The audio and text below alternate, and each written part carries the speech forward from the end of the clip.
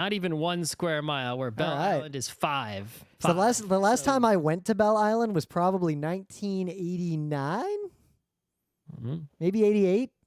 Just last millennia, close. I had literally forgotten Belle Island exists, or Belle Isle, until I never knew it existed until. Well, because it was so infamous, but it's unknown except at Detroit. So, like, if you weren't from Detroit, you'd never heard about it.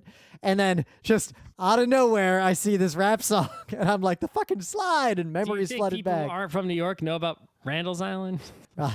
Randall's Island doesn't have a deadly slide.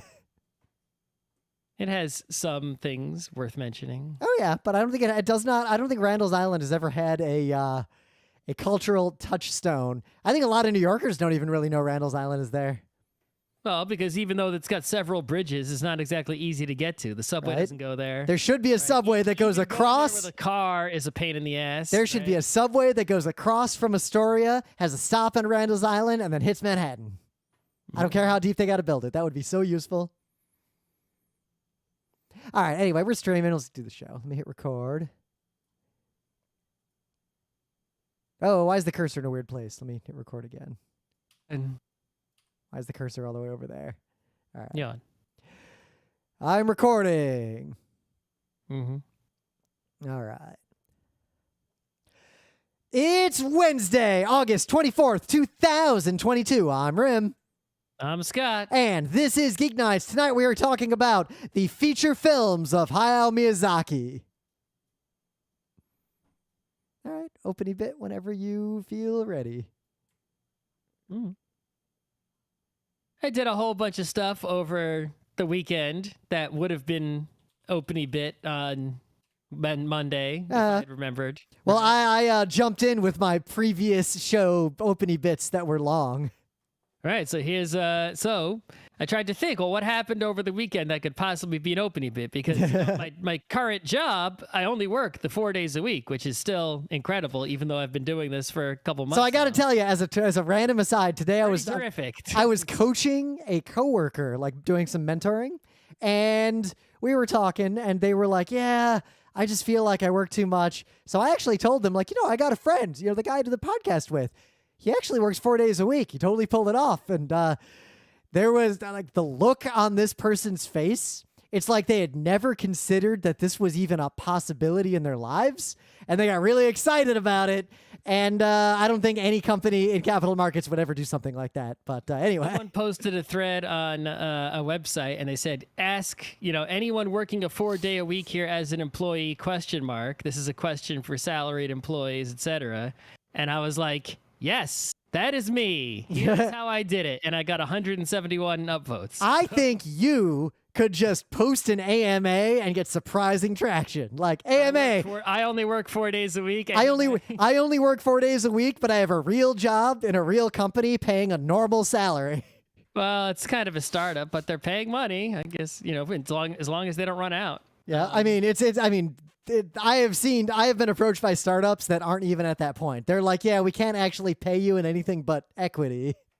Yeah, no, they're paying real money they got from some investors, which usually I'm against, but obviously... Yeah, even companies like Google and Amazon don't really pay in money. They mostly pay in stock.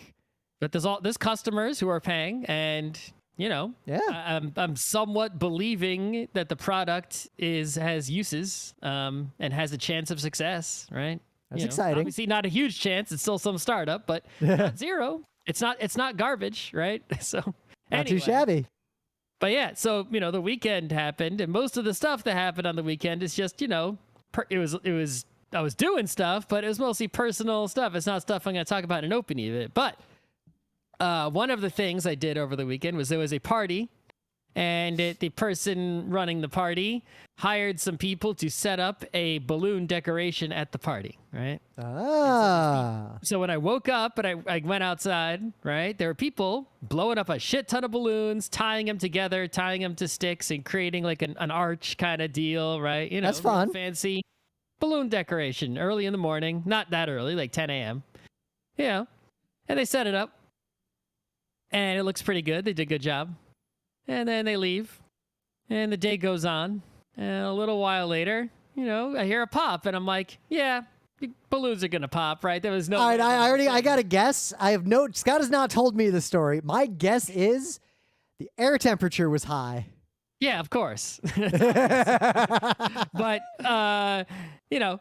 you knew that even if it was cold as crap, there's no way all the balloons are going to survive the whole day. Oh yeah. Right? But yeah, they did not underinflate as they should have, knowing the heat wave and the sun coming out. I mean, every time I go out on my bike, I look at, especially in this climate, I look at what the weather's going to be, and I'll take 5 or 10 psi out of my bike tires, depending on the temperature. Yeah, but there was popping throughout the day, and then once the shade came right later in the day, the popping receded, and also once the underinflated balloons were the only ones that were left, right? There was less popping, right? There were some periods where there was a lot of popping, but it's just interesting because the popping, it's like, well, they messed up, right? They'll learn their lesson the next time those balloon people set up a thing, right? And they won't make the mistake again. They'll underinflate if they set up before the sun comes out, etc. Yeah. And it's like, there's nothing we could do about it now. It's unfixable, right? It's like, whatever. The popping's not bothering or hurting anybody, whatever, right? But, some people were like just so flustered by the popping. And it's like, I could understand if someone had like a PTSD from loud noises. That's perfectly But in an outdoor, it was outdoors. So balloons popping in an unobstructed outdoor area, unless they're Mylar balloons, not that loud. No, they're normal. These are like, normal balloons, like rubbery, yeah. The standard ones, right? And it's like, some people are just like, getting upset. They're like, oh, we paid for these balloons. And I'm like, about it. That's that specific problem of people care way too much. And like, is your anger going to improve this situation? Then just ignore it and go on with your life. Oh, there's the easier question. Throw these balloons away. The party's only 3 hours long. You're gonna throw them all away in an hour anyway. Why are you so I feel mad? like the correct response is to, like, if someone's like that and you want to just like stop it, just start yelling like, whoa, everybody, calm down, everyone be quiet. We have to end the party right now because the balloons might pop. Everybody go home. It's all over. Talk to Joey Jojo here, who's bothered by this. The way I see it is like, I see it as a benefit that the balloons pop. And the way I see it that way is because, what was that? Let's say the balloon arch, no balloons popped. I would never have known there was a balloon arch because you would not have said, oh, I was at this party and there was a balloon arch. It would have looked nice and been there and been pleasant in its appearance. And then it would have gone in the garbage, right? And that would have been the end of it. I suppose there's a tiny chance. Because it popped, right? We now got a funny story, and even as soon as next year or even sooner, you'll be like, remember that time all the balloons are popping? That is more valuable than the day of balloons. Now, one could argue just being nice. There is a possibility that the balloon art would have been so impressive. Like, I was at a wedding once where for weeks, it was good, but it was not that. But I'm saying there's a possibility a balloon arch could have been constructed in such a way. When I was a kid, we went to a wedding once, and I remember all the adults for like months would keep bringing up how good the flowers were at this wedding. Like, it was just a thing among every adult we knew. But this actually gets us some extra benefit, and this is relevant to my thing of the day because I was involved in a balloon-related incident when I was a kid. And I know my mom is watching the live stream, so she's probably already laughing because she knows what happened. We were in the... You grabbed too many helium balloons and flew away? It's actually relevant to your thing of the day as well. So we were in the fancy mall. Not the one in Detroit that we would go to like for normal stuff, but like the fancy mall the family would go to for like, we're going to go shopping on a Sunday. Like, drive out to the suburbs and go to the big fancy new mall. And I had this Mylar balloon. And I'm walking around with it like a little kid, really, really happy about it. And I turned to my parents and I'm just like, can I pop it? And they're not paying super attention to me. So they're just like, yeah, whatever. So I just, as a kid, I put this balloon on the ground and I stomp on it. It is so loud. Oh, yeah. It sounds like a for real gun went off. Everybody goes silent. People in the distance start yelling. A stampede starts. It is just like chaos everywhere. And my parents very intelligently are just like, keep walking, get up, keep walking, don't acknowledge it. And we're trying to just not be involved in any of this chaos that we have caused. And it's trying to get out of the mall. Correct move.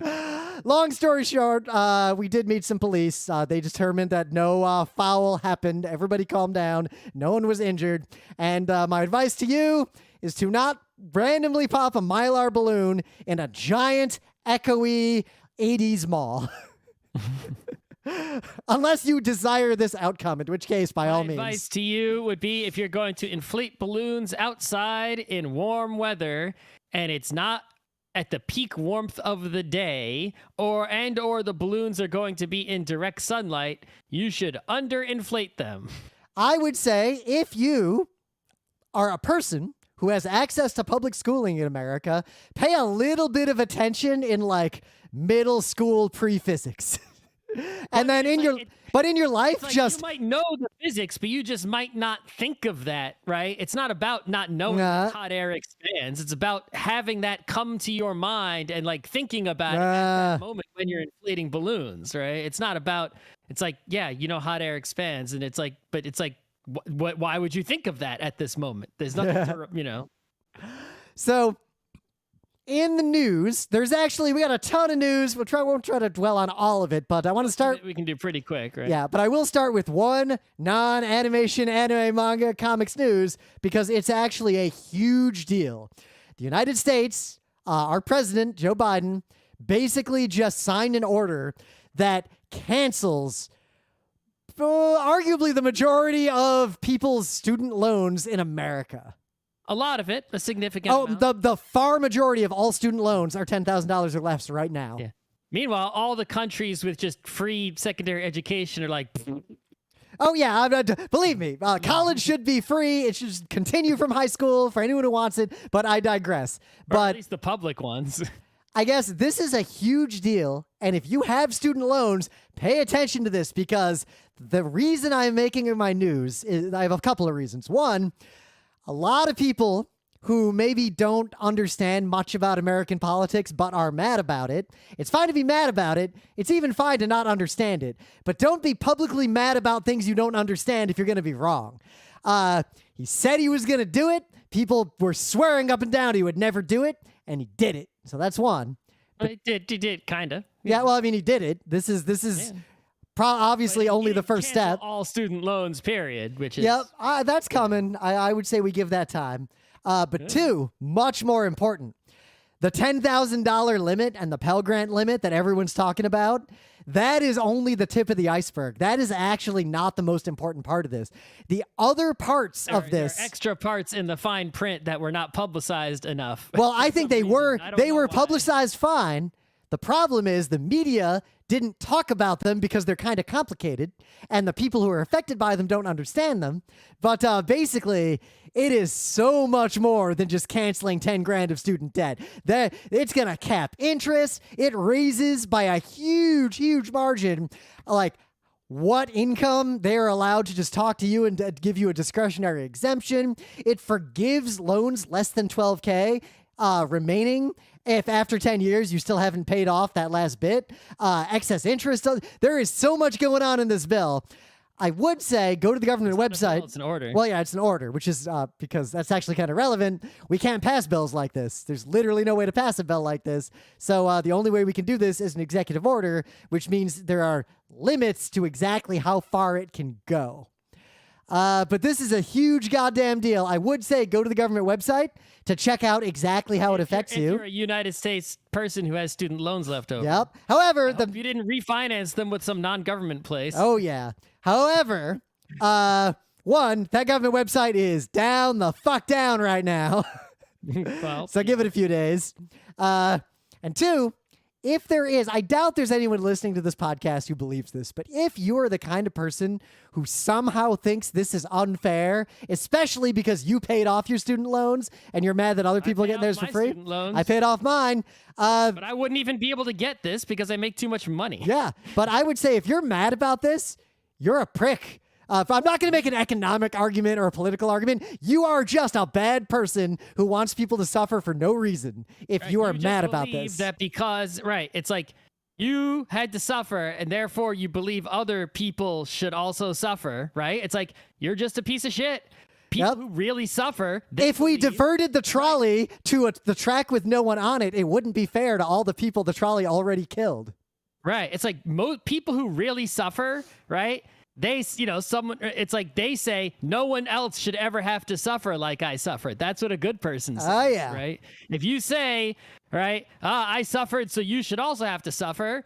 You're a bad person who's not good for society. We should either fix you or get rid of you or something, right? You got problems. You're the problem with the world. Right. Get the hell out of here. There are some people who are concerned about inflation, which I guess is not entirely wrong. It is of truth there, but not really. In my say to them is that okay? Let's I'll just give it to them. Okay, let's say that $300 billion, whatever you're using one of my favorite rhetorical constructs. All right, I'll agree to 90% of what you said just to get to the part that's the stupidest thing you said.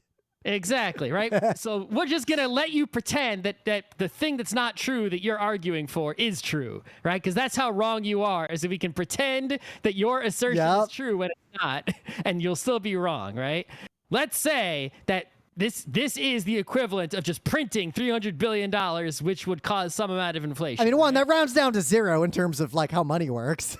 If you're really concerned about that, right, that amount of inflation and that printing of that money, this is a much better way to spend $300 billion than a lot of things in the U.S. budget. You should instead argue for cutting the defense budget by $300 billion for 1 year. I actually, on that, $30 billion a year for 10 years or something like that. And so if you are saying that this is the inflation problem, you're basically saying that helping people whose lives are incredibly burdened and uplifting all of society is a worse way to spend money than bombs or subsidies to big companies. I won't even grant other awful things the government spends money on. I won't even grant people we could cut defense spending, because the reality is we could not only keep defense spending at the level it is, but radically increase it and end homelessness and end hunger and have universal health care in America.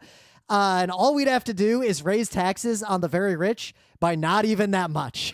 Yeah, if you're worried about inflation, then you should just say, okay, canceling student loans is good, and then we should raise some taxes to make up for it, which would cancel out, right? Why don't we just delete and in favor of raising the taxes on the rich? And why are you against the student loan thing? Why don't you just argue for, if the inflation is your concern, just argue for something else? Right? Like, pay off the student loans or raising taxes to balance it out. Don't argue against the student loan spending. Pay off the student loans and delete an equivalent amount of money from the 1,000 highest balance saving accounts in America.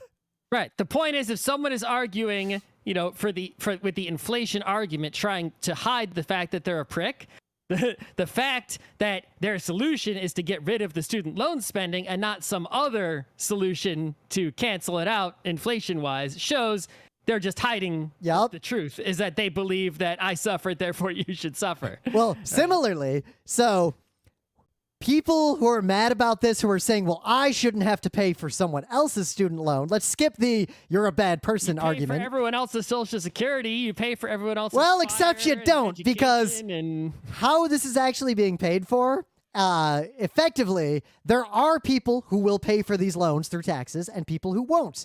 Anyone who says they have to pay for these is already a multimillionaire or billionaire. And most of the people who are mad about this will pay $0 more in taxes. Yeah. So, getting into some anime news. You just watched the documentary. We've talked about this before. I don't need to say much about it, but if you are unaware of the live-action animated crossover Sailor Moon that they tried to produce for American TV and then scrapped, but they filmed a whole pilot, Mike Toole, you'd like to show the clips that you've all seen from this thing? Well, someone found the entire pilot. The entire thing. Library of Congress, I think they found it? They found it in the Library of Congress. The entire episode, all the footage, and they not only published it, but they made a documentary about it. Yep. If you don't know about it, basically there was, a children's animation company back in the day that tried to make a U.S. version of Sailor Moon. Get rid of all the Japanese stuff and make it palatable to a multicultural American audience that was the target demographic of kids' TV in that era. Doing that, because the original Sailor Moon was palatable. They were just making it palatable to their own adult senses, right? Of what's American. Well, palatable to advertisers will pay. Yeah, palatable to what producers of entertainment in America. Yep. I don't know. It's bad. Yeah. They, and it never started, but they produced the one thing, and now we can watch that one thing. Yep, and we'll see. We'll see if we ever talk about this again. But you can watch it. It's a fascinating history. It is. It absolutely is. Real quick, I got a mini geek bite here. As you all know, I was a big fan of Beavis and Butthead when I was young. Much like Vampire Hunter D, the reason I got into Beavis and Butthead is because my mom actually got me and my little brother to watch it, like when it first aired. I watched it a bit, but I wasn't that into it. The family would sit around and watch it. This was as important as The Simpsons to us as a family. So what I'll say is Beavis and Butthead was rebooted once, but it was rebooted again recently. The first season of the new Beavis and Butthead is airing right now. You can watch it on Paramount Plus. I think there's like 4 episodes that are out so far total. And as a brief geek bite, I will say 1, it is hilarious. 2, it is worth watching. 3, it is deeply a spiritual successor. Like, it is true to what made Beavis and Butthead funny in the old days, but it has advanced the writing. Like, the writing's a little better. It has more modern sensibilities. They've excised some of the grosser and less entertaining or more dated parts of Beavis and Butthead.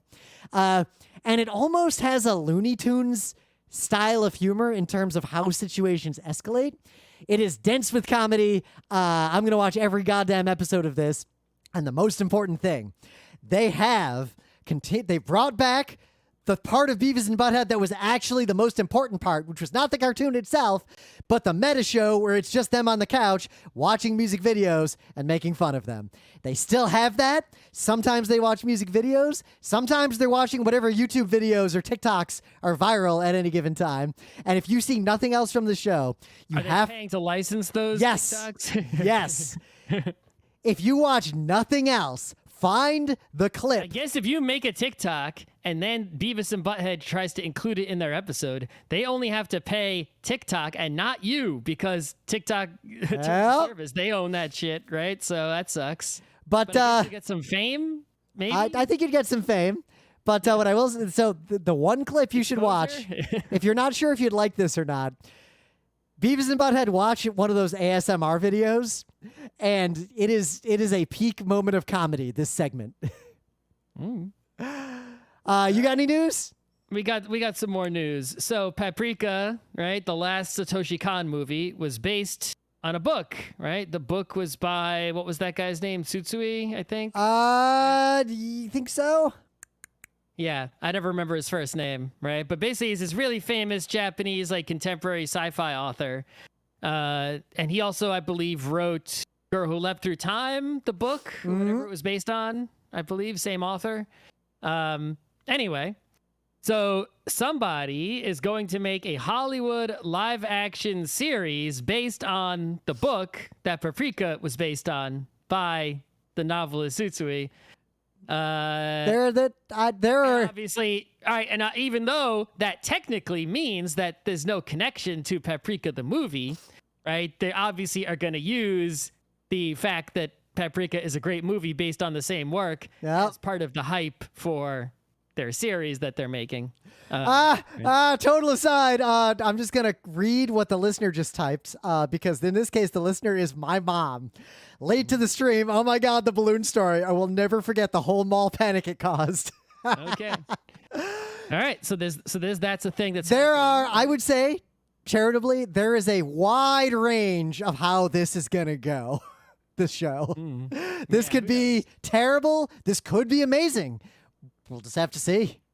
I would like to see, because I've heard about this author quite a few times and never actually read any of their books. I don't know how many, if any, are available in English, but I would like to see, this author, like, maybe if they get elevated to, like, the Murakami level, or at least the level where their books all come out in English and I can read them and see if, because it seems like a lot of people have taken a lot of interest in this author's works. And I remember when I was watching the Satoshi Kon documentary, there was a lot of mention of this author and how like Satoshi Kon often blurs the line between fiction and reality, right? Which is, well, plus randomly, so Harley Quinn, the show, just had a weirdly long reference to 1Q84 because all the characters like into it and reading it just in an episode for some reason.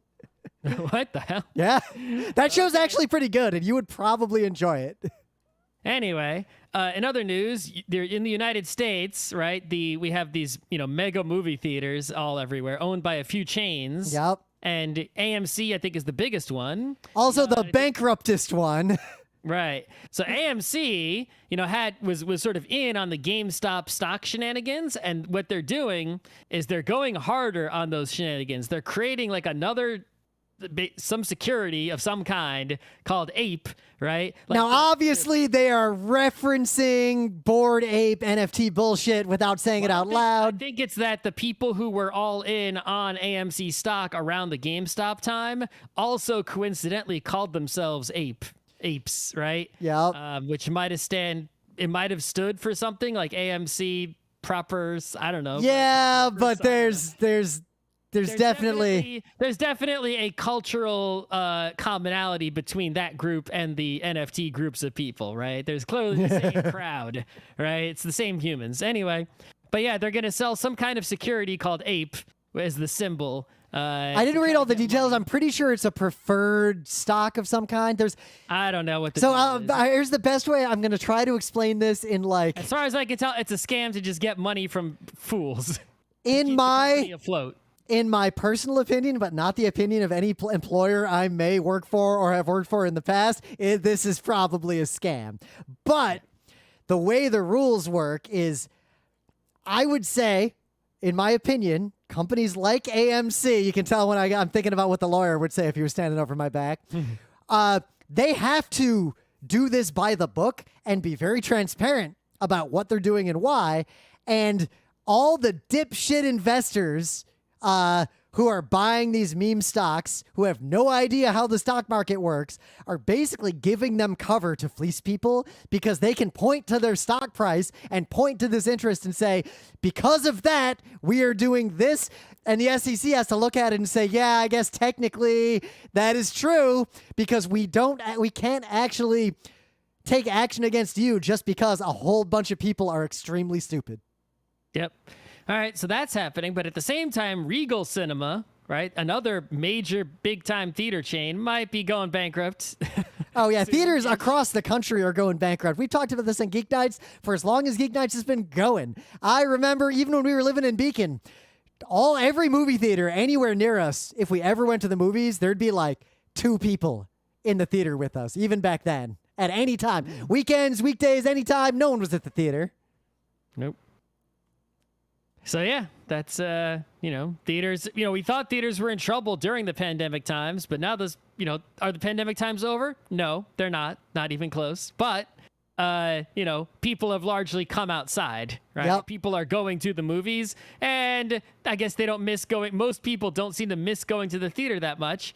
I think going to the theater will mostly be a thing for people who really care about that sort of thing. Yeah, which is like I like to go to the theater for big movies I care about. Like, I'll go see Dune in the theater at some point. I'm sure it'll be in the theater again. I think, the point is there's going to still be a theater going crowd. It will reduce over time, and it'll, there'll be the certain special places that have a theater for, special runs of things, and then other things, just most people might not ever go to one, right? In some tragic news, a gentleman who most of you would probably know as the voice actor of Fuyutsuki in Evangelion, Motomu Kiyokawa, has passed away at the age of 87. Once again, Godspeed. I'll take 87. Every time I see someone who was famous and popular and seemed like a good person and seemed to be in good health and made it like past 80-something, I would take that. Absolutely. Yep. But yeah, if you look, the photos of the dude, I've never seen the guy before in my life, or even a photo of him until now. He kind of looks like my grandma. Like I'm not even joking. He kind of looks like my grandma. But he's definitely got that, cool old Japanese guy style, right? Where I think it's because he's wearing the same glasses my grandma always wore. Gradient, right? Yep. The cool suit and whatever. But it's like, you look at this guy, you could probably guess he's the voice actor for Utsuki looking at this photo, right? And it's like, just looking at that photo gives me the feeling like that was one badass dude, right? Anyway. All right, I think we can get to things of the day so we don't go too long again. But anyway, things of the day. So I said this was also relevant to my opening bit. So for those of you who are somehow unaware, I grew up in Detroit. Detroit was a interesting place when I was a kid in the 80s. But there's a place in Detroit. It is. Detroit's a fascinating place. I think Detroit will be a very important city in the years to come because Detroit might be and Chicago together are the biggest real cities in the world that are in some of the places that are geographically the safest from climate change the longest. Okay. But so if you haven't lived in Detroit, you've probably never heard of Belle Isle, which is basically this island that's like in the Detroit River between Detroit and Canada. That was like, it's imagine like a giant park. It's like this giant park island. We looked it up. It's 5 square miles, so it's kind of big, actually. It is kind of big. And when I was a kid, it had a reputation for a few things. One, a lot of violence happened there, like a lot of gang shootings, a lot of fights, a lot of trouble. There were fallow deer that used to live on the island. I'm pretty sure they're all gone now. There were a lot of nature parks, like there'd be field trips there that we'd go to as kids. But there was this thing. It was built in like 1966 or 1967 that we just used to call the Belle Isle Slide. It is just this gigantic, dangerous as shit metal slide that you would just get in a burlap sack and ride. Which there's plenty of big slides that you ride in a burlap sack. Oh yeah, there's one at Cedar Point that I used to ride. Yeah, this one is big. This is the kind of thing, if you saw a video of this, even without seeing the danger of it, the first thing you would think is, oh, is that an action park? And I would be hard-pressed to argue against that if I didn't know that Belle Isle existed. Well, Action Park had an alpine slide, even more dangerous. Fun fact, more people are injured at ski resorts on the alpine slides than are ever injured at ski resorts actually skiing. And that's a large amount because a lot of people are injured skiing. Yep. Do not ever get on an alpine slide, though. But anyway, do not ride the giant slide at Belle Isle either. So I guess it closed. I rode this as a kid.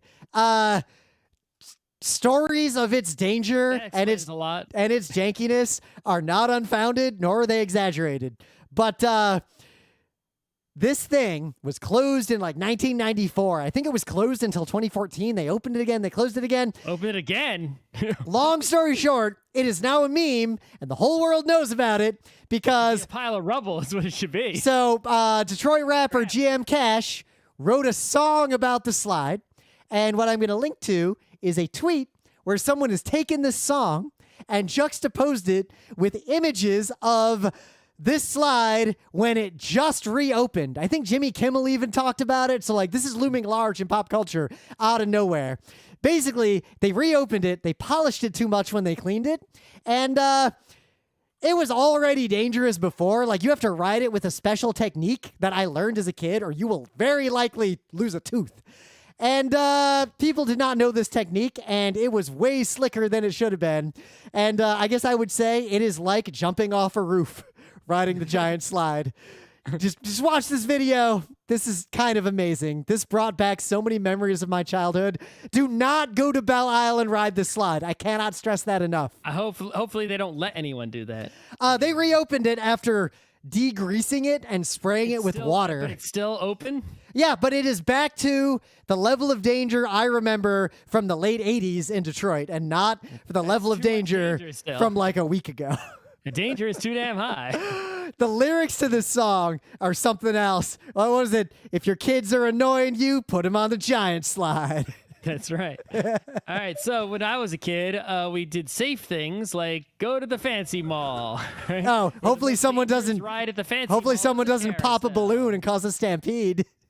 Yeah, and in the 90s, the economy was fucked the fuck up in a different way than it is now. Yep. And that meant that shopping malls were like amusement parks, basically. Like Well, mini the amusement nice shopping malls were. When we were a kid, we would go to like East Side Mall, like in Detroit.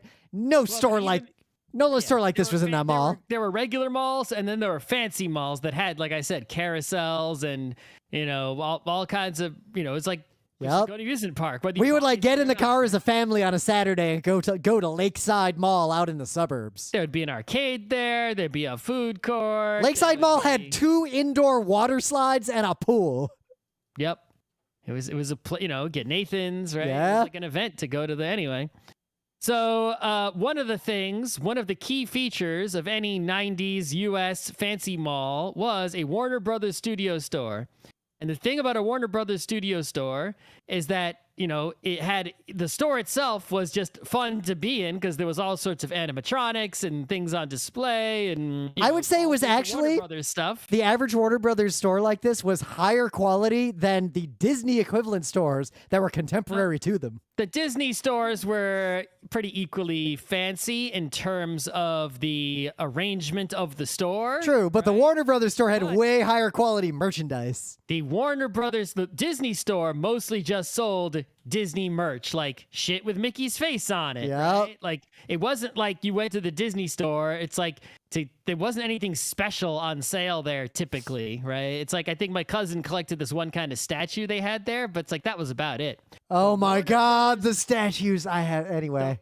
Warner Brothers studio store had like rare, unique merch, like collectibles and shit. And like at all these stores, they were selling animation cells and like, you know, film pieces. And like if you were a film nerd, they actually had like all these rare, or like, you know, in a day when there wasn't so much internet or no internet, it's like this kind of stuff was not accessible to the average person anywhere, you know? Videotapes of things that you couldn't get anywhere else. Yeah. Think about how you felt.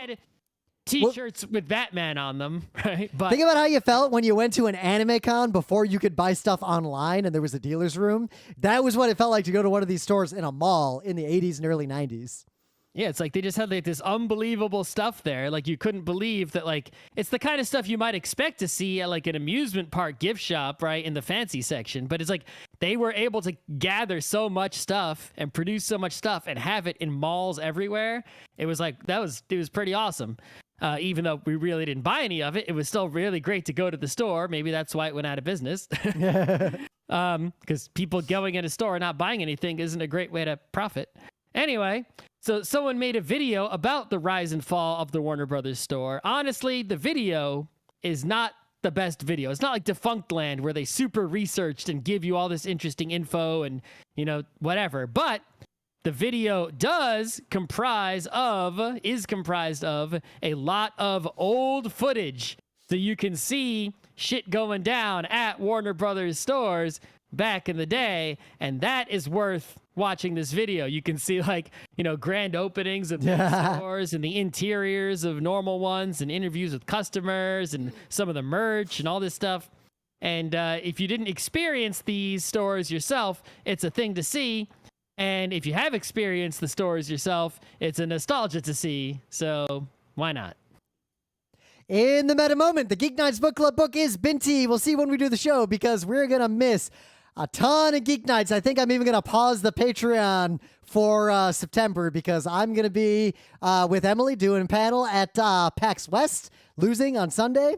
I will also be doing a bunch of work travel and... Oh, that's this Sunday. Yeah, well, it is... No, it's 2 Sundays from now. It is next Sunday, not Sunday this Sunday. I am very happy that you have agreed with me on this versus next Sunday. Otherwise, you know, work travel, that bike trip. 2 Sundays from now. 2 Sundays from now. Yes. But website's coming along. I don't really think we have any other big updates to share just yet. Maybe Scott can finish some of the website stuff while we're not doing Geek Nights while I'm doing all this travel. It depends on the weather. This weekend is looking a lot more letter B. Bike and beach than it is looking... Yeah, no, this weekend is 100% a B weekend. Yeah. Anyway. All right. Let's go. So, yeah, what happened is last week we went to go and see a Radio City Music Hall where I haven't been inside since last millennia, just because there never was a show that I went to see there, just coincidentally. And we went to see Joe Hisaishi and a large orchestra with choirs and an opera singer and his daughter singing and pianists and a guy playing an instrument I don't know the name of that looked like a ukulele and a banjo got together and had a baby. And they played the works of Hayao Miyazaki while on a giant screen they played clips from movies, right? To accompany the music. And the whole place was 100% sold out. And it was actually I thought it was going to be pretty good. It was, I'd say, better than I thought. It was pretty fantastic. If you have a chance, ever go to that, I recommend it. But yeah, he had to cancel his London shows because he got COVID, and the US shows got delayed, but somehow we still went, and it happened, and he was all right, and it was real good. So, but that made me think, hey, we need a Wednesday idea. We haven't watched any anime. But how many episodes have we really done about Miyazaki, right? The legendary anime director. Right. We reviewed what, like Castle in the Sky director in ancient times in 2006 or something? Yeah, it's I looked it up, and even though we talk about him all the goddamn time in the news and other things, we did an episode on Laputa, a whole episode. It was the main bit. There were some opening bits or geek bites about other works that we saw, but we didn't both see them at the same time or whatever. And it's we really haven't done a whole lot of full episodes about him. We're like, well, you know what? We're not gonna I don't see us rewatching all of these soon to do full episodes on all of them. That would be a year-long project for us because it's how many just feature films he made that he directed? 1, 2, 3, 4, 5, 6, 7, 8, 9, 12. Well, the 12th one is being worked on, right? Yeah. Only 2 of them were released Wednesdays? while... That's half a year of Geek Nights. Only 2 of them were released while Geek Nights was in production.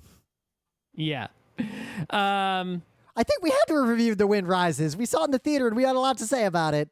I didn't see it. You saw it. How did you not see it? Kaguya. I saw Princess Kaguya and you didn't. You didn't direct, but it was still a Studio Ghibli movie. You should watch The Wind Rises. I could do a review on it right now without even needing to see it again. I heard some music from the soundtrack performed live. It's the one where a lot of the background sound is human beings doing Foley with their bodies. Yeah.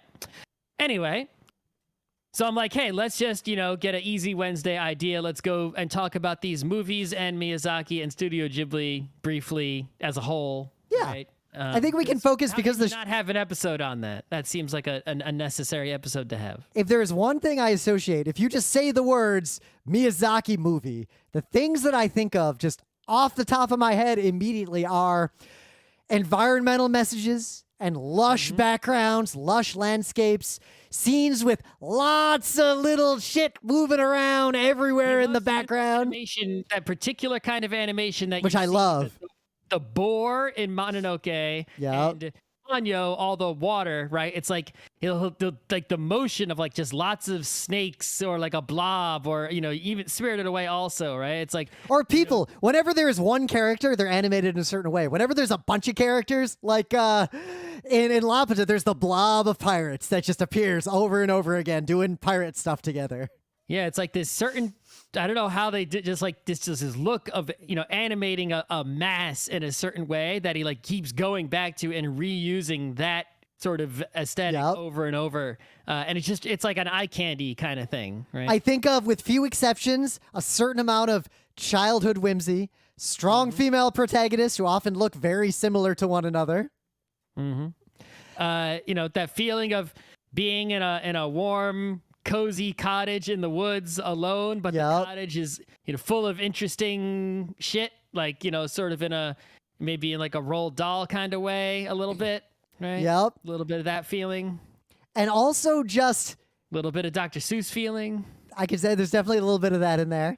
This an absolutely not mind bending, but just an absolutely fantastic score that gets stuck in your head.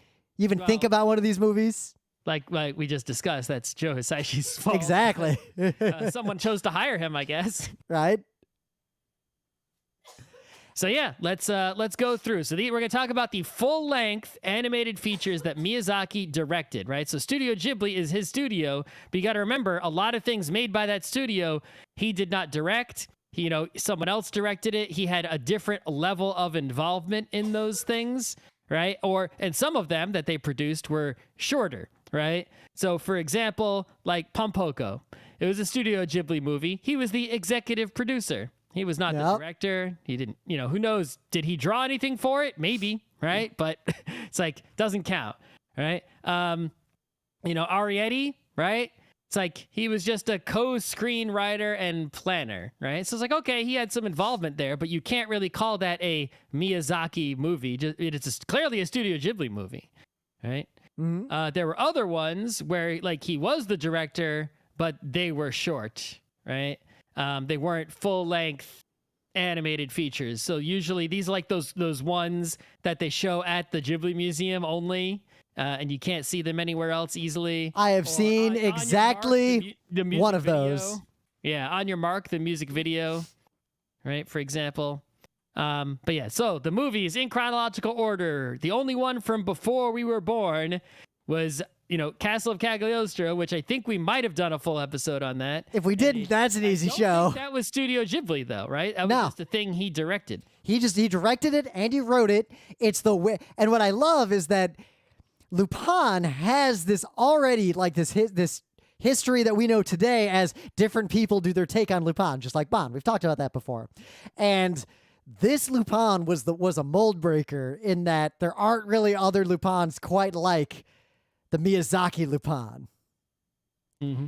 And this is my I don't even count it my favorite Lupin because I consider it separate. It is one of my favorite Miyazaki movies, but it is so different from a lot of the Lupin canon that I wouldn't say it's my favorite Lupin movie, but it's also my favorite Lupin movie if I combined all the Lupin canons together. Mm. It's just, he had before this, right? He had worked on, like a bunch of these other movies where you can sort of see, right? Like, the one we always go to is A Horus Prince of Sun. It's like, sort of like the pre Miyazaki, right? It's like you can watch Horus Prince of Sun that he contributed significantly to, and you can see a lot of Studio Ghibli Miyazaki stuff in there, even though Studio Ghibli didn't exist yet. Right? And then in Castle of Cagliostro, where he's actually directing, you can see it even more, even though this is like an existing property. Like he didn't write it, I think he made the screenplay, but like he didn't, create Lupin, right? He just took Lupin, he took these characters and somehow was able to seamlessly have all of them fit into a Miyazaki kind of story that's lighthearted and earnest and fun and whimsical, but also a little dark, and yet be somehow pretty true to those Lupin characters. It's kind of amazing considering what those Lupin characters are like in the vast majority of Lupin that came up to the year 1979. It also helped that he sort of minimized their involvement in the story, right? There is not like a shit ton of Jigen in that movie, right? As compared to other. But where he appears with your sword and my anti-tank rifle. Sure. All right. So then the real Studio Ghibli begins, and Nausicaa comes out, right? Yep. After we're born. And now the real deal has begun, right? He made the manga Nausicaa. That was his manga. He made it all, at least his name is the only name on it. He had assistants, clearly, right? Like all manga authors do. And the manga, if you haven't read it, it's available in English. You can buy this big old box with it in there. I got that box. Yeah, and that manga is a hell of a thing.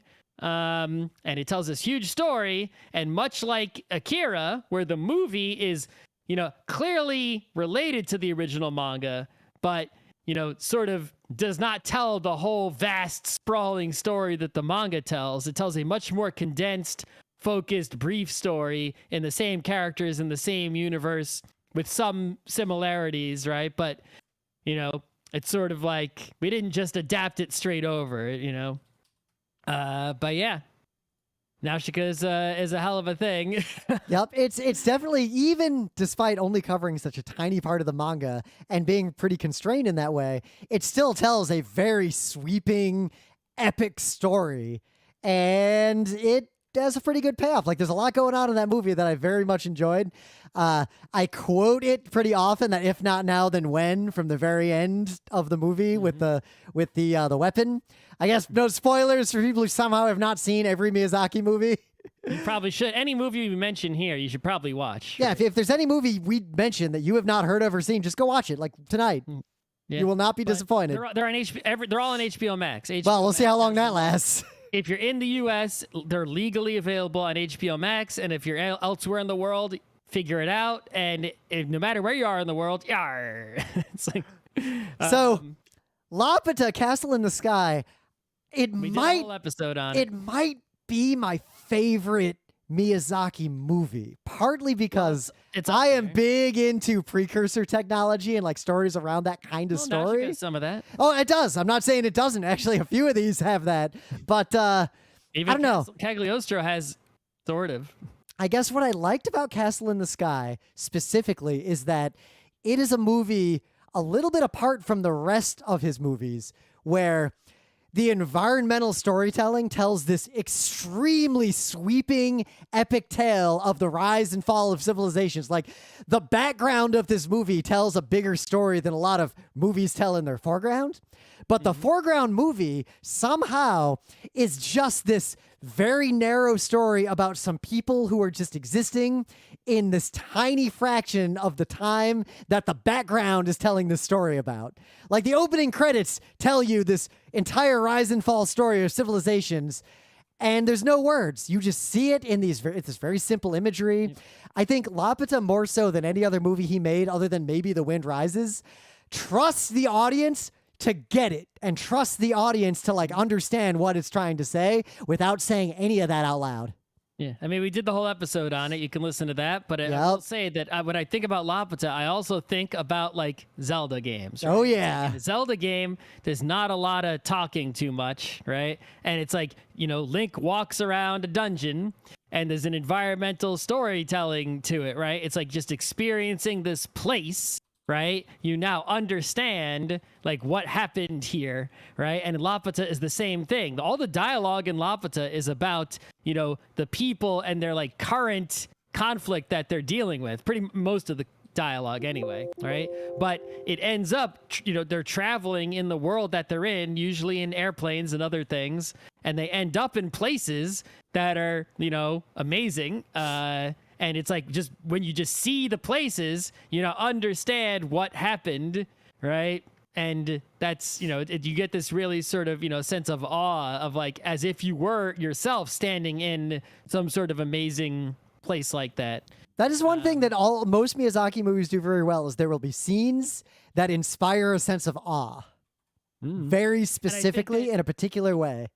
Yeah, even though Laputa carries over a lot of the, the tropes that Nausicaa started that you see in all the Ghibli movies, right? Like the magical girl heroine character and all these things we already discussed, right?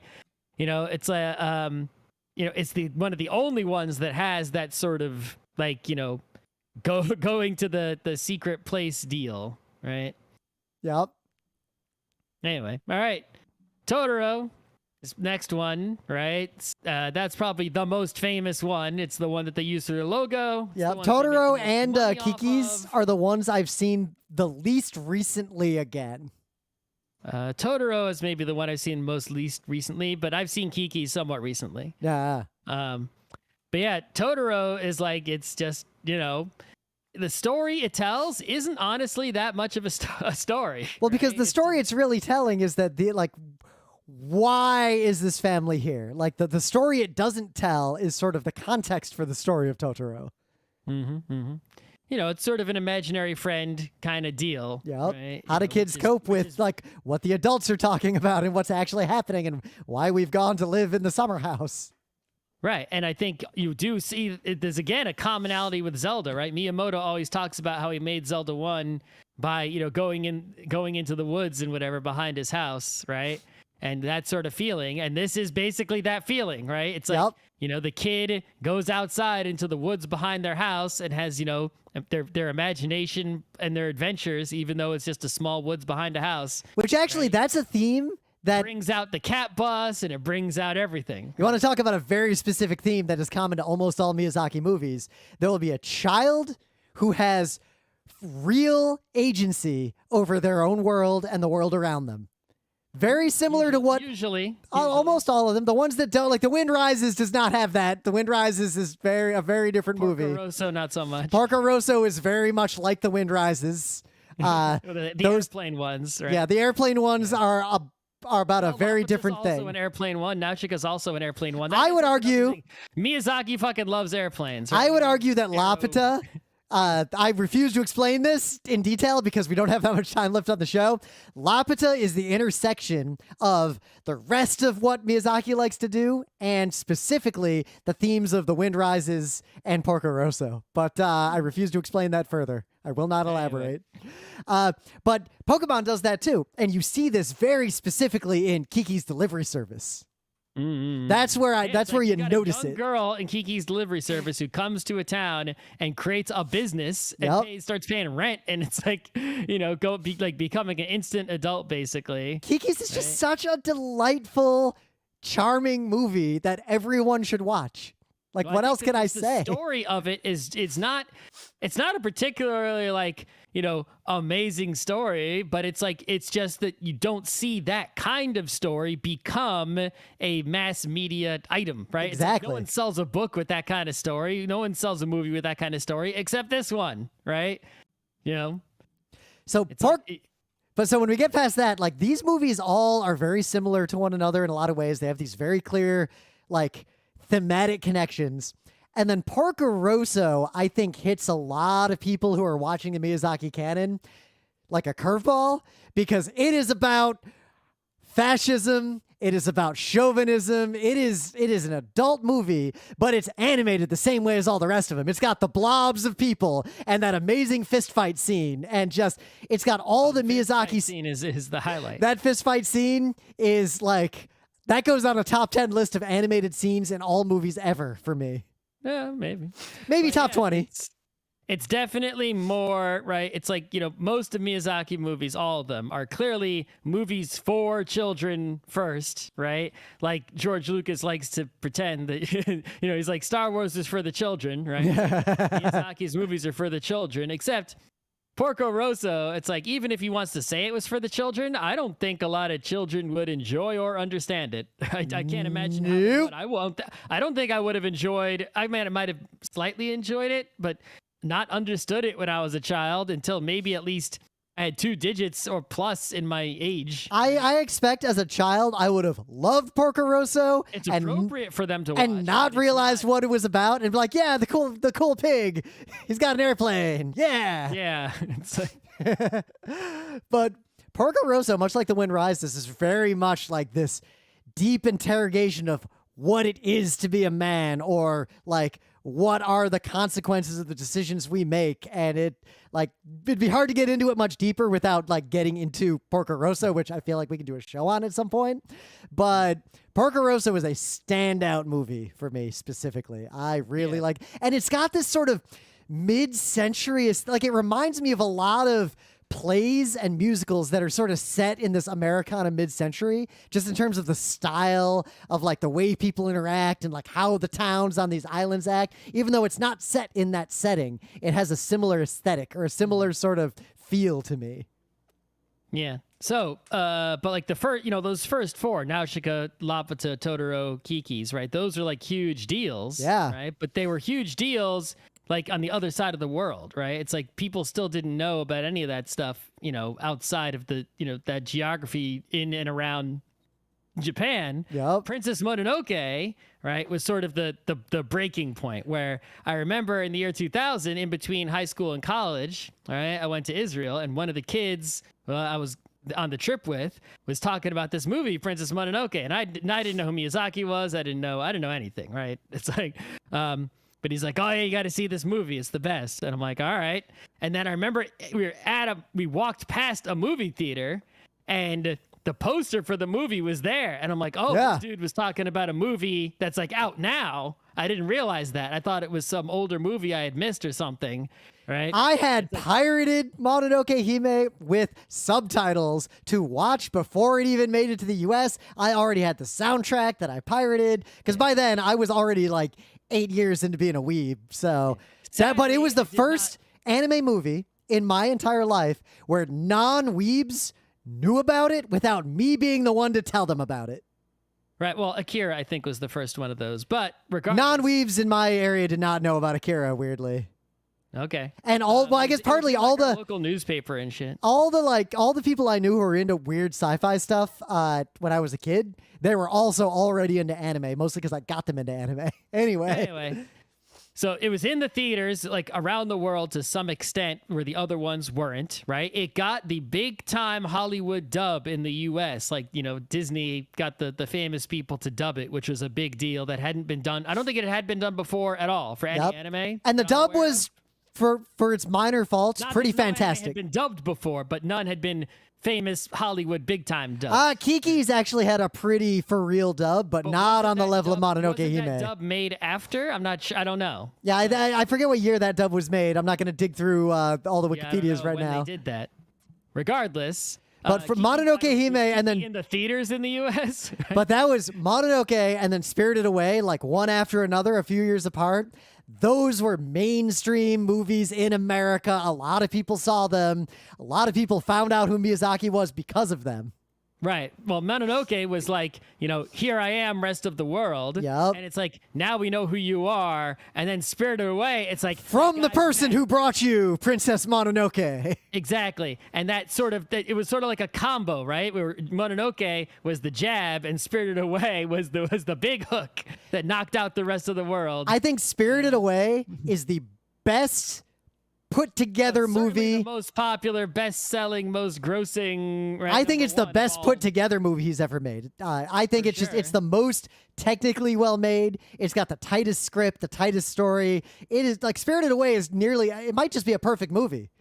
I think it's clearly the peak Miyazaki, right? Not to say that the things that came after Spirited Away were still excellent, in their own right. Well, like I would argue The Wind Rises is more poignant than Spirited Away, but I think Spirited Away is a better movie. Right. But if you just take in all, right, if you consider all factors, I feel like Spirited Away was the peak of, the Miyazaki mountain. Yep. And since then, I'm not saying it's like been downhill into the dumps, right? But it has not been as high as it was at that point, right? Well, like because after that, 4 years later, we get Ponyo, which was beautiful, and I loved it. Mm-hmm. But it does not tell much of a story compared to pretty much any Miyazaki movie. It's the cohesion of like what's going on here. Why do we care, right? It has a little bit of that Totoro thing going on where it's like, okay, the kid and there's Ponyo, right? Where the kid has the imagination. I appreciate that it doesn't explain anything and just you're just supposed to just roll with it. It explains a little bit, right? There's that weird underwater mad science hatter kind of guy going on, I mean, someone out there is mad, like they know the plot of Ponyo completely. I saw it once in the theater and that's it. I mean, I'd say I know. It's the movie does the thing that Laputa does where it just shows you some stuff that's in the background, that's the world, and it trusts that you're just going to understand it enough to engage with the movie. But I think the failure is in Laputa, that was done extremely well. In Ponyo, I thought it was done well enough, but a lot of people who saw the movie just did not pick up on those things and were just confused, which is sad, but that's just how movie watching audiences are. But also... we skipped over Howl's Moving Castle. Oh, yeah. Well, Howl's was all fun, but there was like no substance there. It didn't really line up with the book. Right. For some reason, like there's a lot of people I know, like that's their favorite one. Like they love the shit out of it. And if you didn't read the books this is based on, what story did it tell? Well, it's like, there's not a lot of context for like what's going on, and it's like I just couldn't like. No, Howl's Moving Castle, much like about what was happening in Howl's Moving Castle, much like Howl, the environment and the characters and everything about it were basically amazing. I couldn't care because I didn't understand without the context. Much like Howl himself, both in the movie and the books, Howl's Moving Castle, the Miyazaki movie, is just a hot mess. It is I just a wouldn't say hot mess of a mess. movie. I've seen much bigger messes, but Well, as in, it is beautiful. clearly not as you It is beautiful. as any It of is the other ones. fun. It is worth watching, but it's just a goddamn mess of a movie. Also, Calcifer the Talking Fire is like my favorite guy. Yeah, like I would watch Howl's Moving Castle again, but doesn't really fully explore any of the themes it raises. Like it raises a lot of interesting ideas and then just drops them.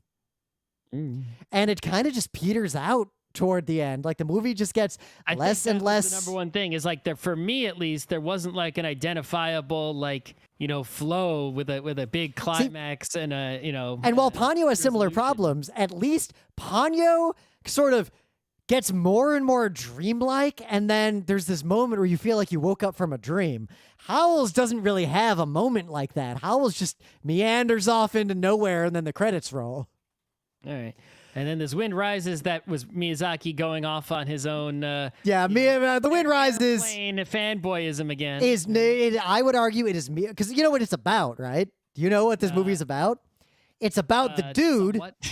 It is about the dude who basically designed the Zero, like the fighter that Japanese forces used in World War II.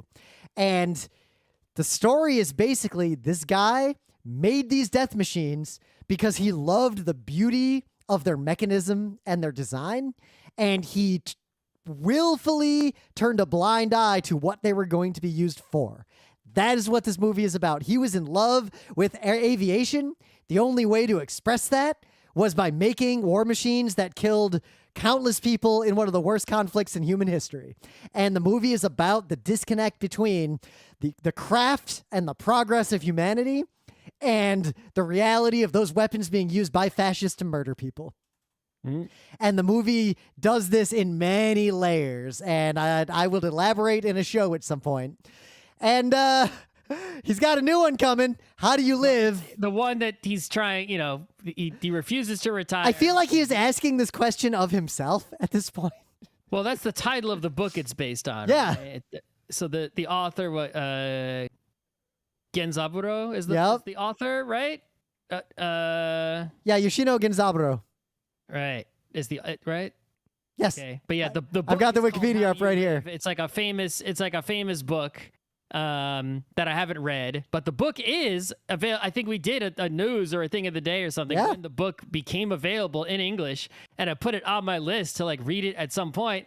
Maybe it could be a book club book. Who knows? I think notably, and it comes out, we'll read it. I don't know. I think this is very important. Will the movie come out? It's the movie about like the coming of age of a teenager, but more importantly, it was published in 1937. And knowing that, and knowing what Miyazaki's previous movie was about, it is easy to see that he's exploring these themes of fascism and its intersection with art and its intersection with life. And we'll see what this movie is, but I feel like this is going to be a lot more like The Wind Rises and a lot less like Kiki's Delivery Service. Yeah, well, we'll see if it comes out, and if it does come out, and he's still alive, is he going to keep going? What's he? It's like you feel like he's, right? I don't know. Yeah, I have the book about Miyazaki, right? The Starting Point book that I haven't read at all, and it's like he's a cranky old man who smokes a lot.